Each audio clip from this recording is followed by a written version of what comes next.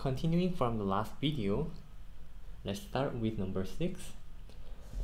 What mass of sodium bicarbonate is required to completely neutralize 25 milliliters of 0.125 molar sulfuric acid? So we are given the volume and the concentration of sulfuric acid, our strong acid, and we have to find the mass of sodium bicarbonate. And finally, this reaction is the neutralization. So let me start out with the equation.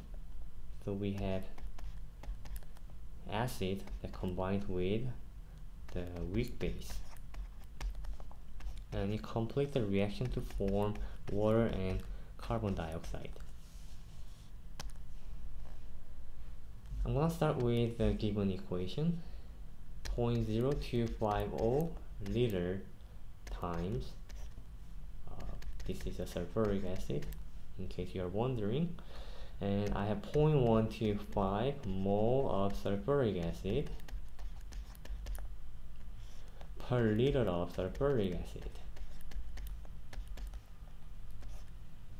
Okay, so in this reaction, I have a sulfuric acid which is a diproduct. In the molecule, I have 2 moles of hydrogen ion, and this is important because the total number of hydrogen ion will interact with our bicarbonate to have a neutral solution. So 2 moles of hydrogen should be on the top, and I have 1 mole of sulfuric acid on the bottom. And notice how the units cancel out.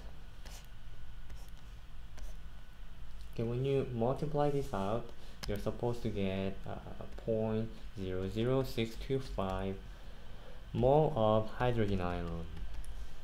Okay, so starting from that, now we're gonna use the chemical equation we just defined. So this many moles of hydrogen ion is 1-to-1 ratio in our equation. So we have 1 mole of hydrogen ion per 1 mole of bicarbonate ion, and that's how many moles. You get the same number of moles of bicarbonate ion, bicarbonate mole, and the question asks the mass, right? Okay, in the bicarbonate ion reaction, you want to see that Na plus and the HCO3 minus. It's a 1-to-1 ratio. So instead of me writing all the equation again, just know it's 1-to-1 ratio. So I will just use the stoichiometry. 1 mole of bicarbonate ion has 1 mole of sodium bicarbonate. And then we have to find the mass.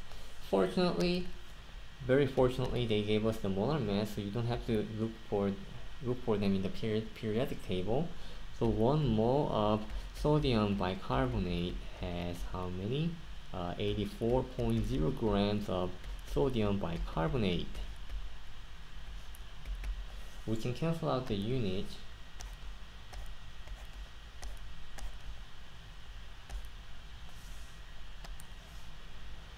Alright, when you multiply this out, you're gonna get 0.525 grams of sodium bicarbonate. And you should keep 3 sig big, and everything is 3 sig big, so don't worry about that. And that's our answer. Okay, moving to next problem.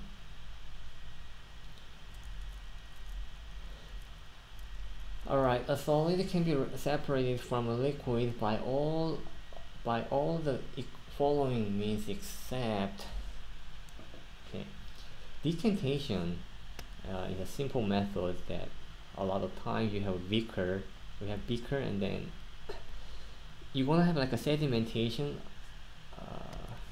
like here, usually solid sedimentation, like rocks and so on, something that's very solid and coarse. And then on the top layer, you're gonna have usually like, solution above it.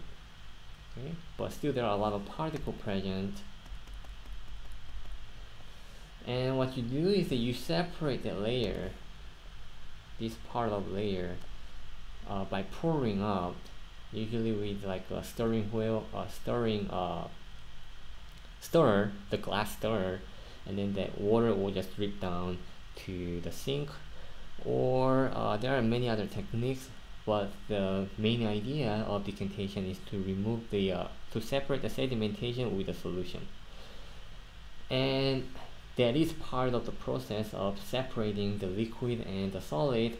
So A is not the answer choice. And filtration is definitely definitely the separation technique from solid to separate the solid from liquid. So that's definitely wrong answer as well.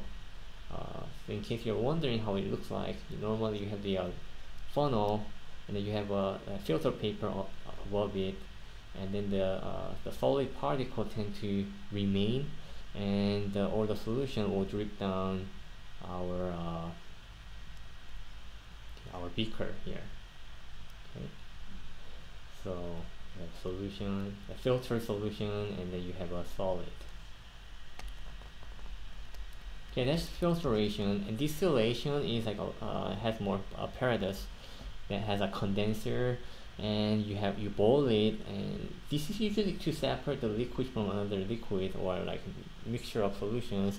But and then you separate them by the difference of boiling point. I'm not gonna draw them here, but you can kind of look up in the Google if you want. That's still separating techniques. So for now we're gonna eliminate that. So that leaves us hydration. This is the opposite from the other three process, in which you add or you dissolve something and by adding liquid or water. So answer is D. Moving to the next. Number 8, a student determined the density of solid to be 2.90, 2.91, 2.93 grams per cubic centimeter. If the actual density of the solid is 2.70 grams per cubic centimeter, how should the student's result be described? Alright, this is testing if you understand the difference between the accuracy and precision. In normal activities, we interchangeably use this vocab, and we kind of understand, or we kind of use them as a synonym, but in lab, it's actually they are very distinct from each other. Yeah, let me use a very simple analogy here so that you can understand what this really means. So I know it's not perfect shape, but you get the idea that this is a dartboard, and you have a bullseye in center, and then you may have some certain you may have a certain region that give you more point.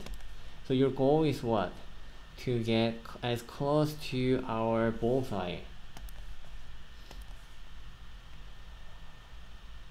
Okay, I know it's not perfect, but you get the idea. We have a concentric circles within the big circle here.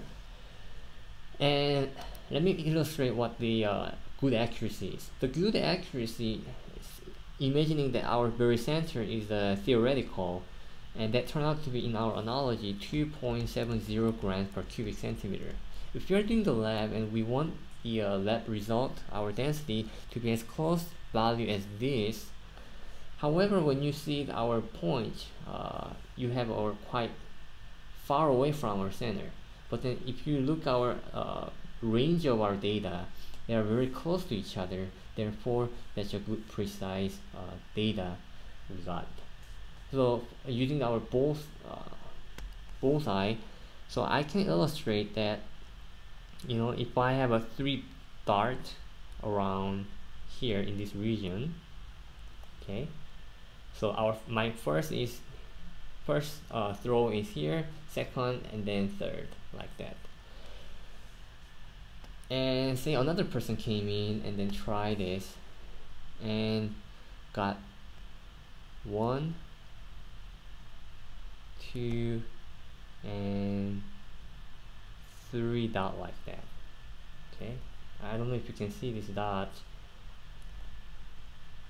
but say someone threw it, but it's kind of widely ranged, it's kind of far from each other, but this one has more accuracy because the three throws are closer to our bullseye compared to what I threw, the orange one.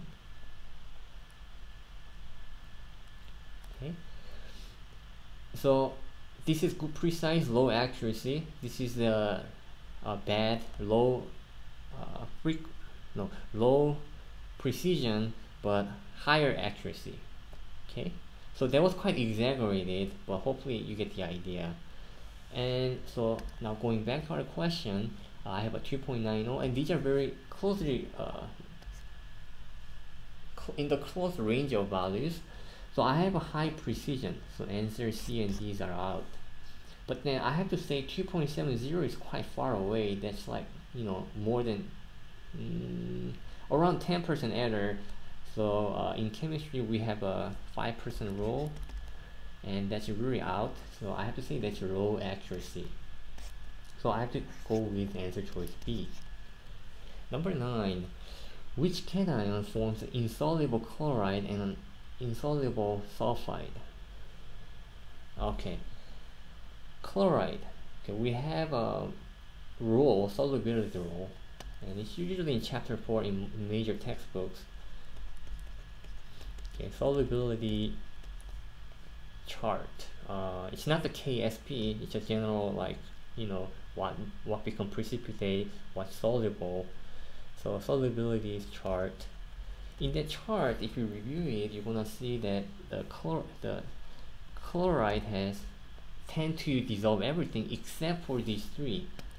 One is the silver ion, another is the lead 2+, and finally we have the mercury 1. Even though it says 2+, because it's a diatomic, it has this is a oxidation number of 1. Anyway, so we have a lead, and that's pretty much it for the insoluble chloride.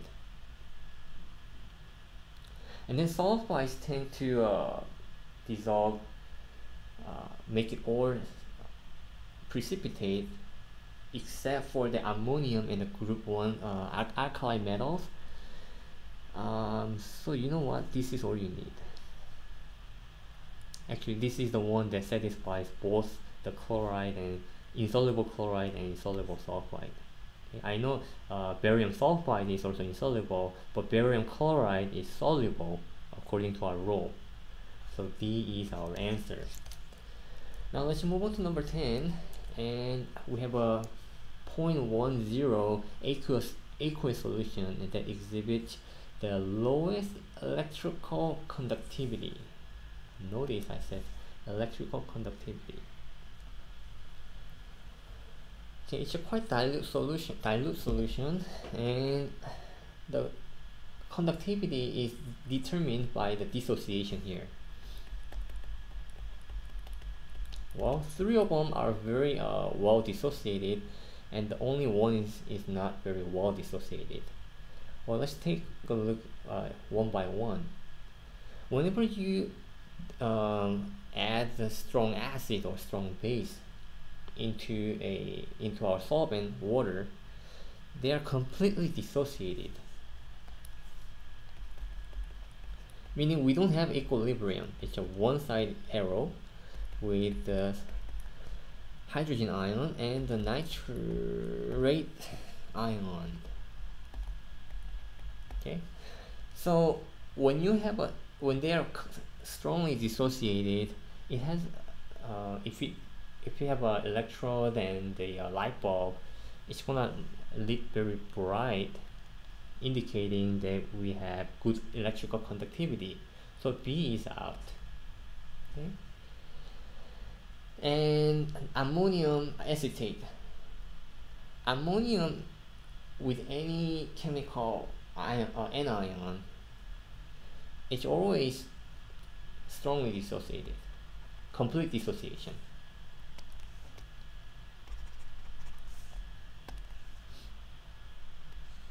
So in other words, we have to eliminate any compounds that strong that dissociate completely. So this does dissociate completely due to the ammonium being dissolved very well in the solution.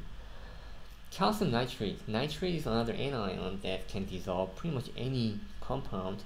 So these now if you take a look at the acetate, the vinegar or acetic acid, what happens is that this is not part of the strong acid, and we have to have the equilibrium sign because it can act, it's weak, so it can act both forward and the reverse.